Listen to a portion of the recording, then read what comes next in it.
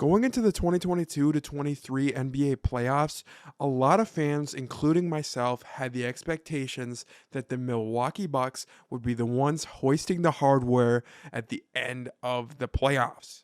Well, it's become abundantly clear after the first round that the Miami Heat had different plans. In today's video, I'm going to be talking about how Jimmy Butler basically carried the Miami Heat on his back. We're going to be bringing stats into it, along with some personal opinion like I do with every one of my videos. So, before we hop right into it, please remember to like and subscribe.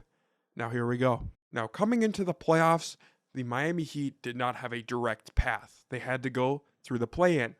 Obviously, they won those games with flying colors. Now, they were set up against an unequal match, most thought, against the Milwaukee Bucks. Jimmy Butler came through in just about every moment they needed him to come through in. We can look at the point totals, and those will not tell the full story because he was playing basketball. Not just scoring, not just defending, he was playing basketball as a whole. He was playing top tier NBA level minutes for basically every single second, it felt like, during every single game.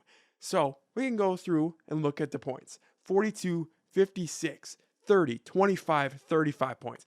That is just in the first round. Now, as of today, yesterday they played their first game. He had 25 points, and it seems like he might be injured. Not sure how injured yet, but I certainly hope it's not terrible. Hopefully he can come back soon. Obviously, sending my best wishes.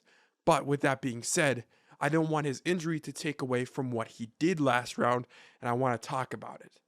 And I want to hear your guys' opinion on what you guys think about Jimmy Butler and the Miami Heat going forward, not only this year, but also in years to come.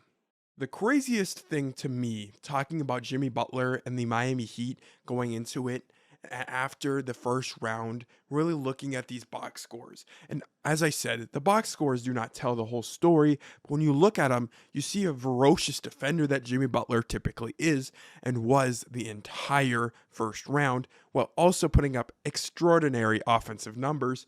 You look at his foul totals. Now, a lot of star players have a problem with fouling, especially on defense.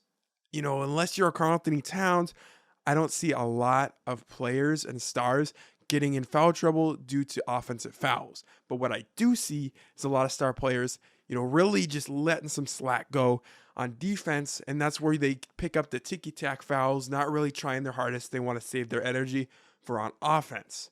But Jimmy Butler, throughout this whole first round, the max amount of fouls he got was 4. He had 2 games where he had 0 fouls and 2 games where he had 2 fouls.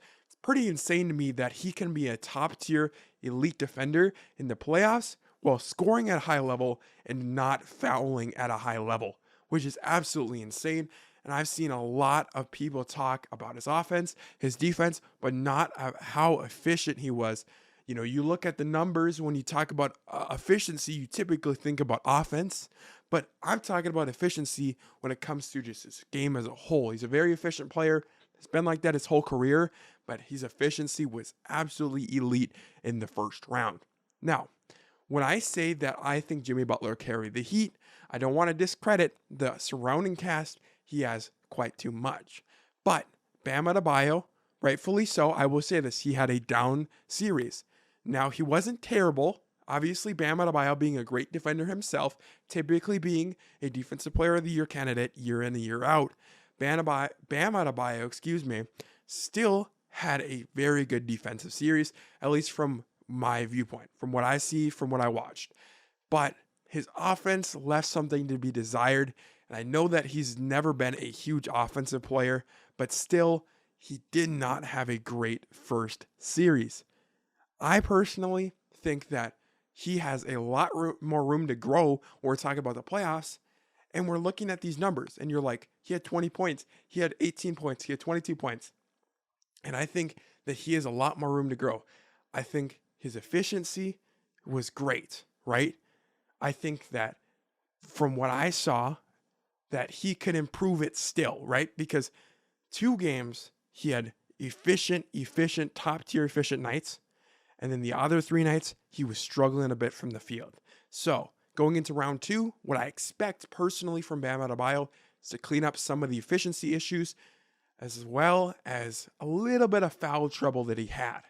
But I think Bam Adebayo has a huge ceiling for this Miami Heat team, and I think he definitely contributed to this Heat team moving on to round 2. I want to throw in a couple names as well. Obviously, Kyle Lowry, he's been not great ever since he went to the Miami Heat. And a couple of different guys. Tyler Herro broke his hand, but when he played, he was very good. So I want to give credit to Tyler Herro because it felt like, even though he was out for a lot of the series, it felt like those first couple of games that he played really seemed like he was really locked in, if that makes any sense. It feel like he was a culture setter, and him and Jimmy Butler together really feels like an elite pairing that we saw in the bubble, and now we're seeing even more so. So, as I say that has been my opinion on the Miami Heat.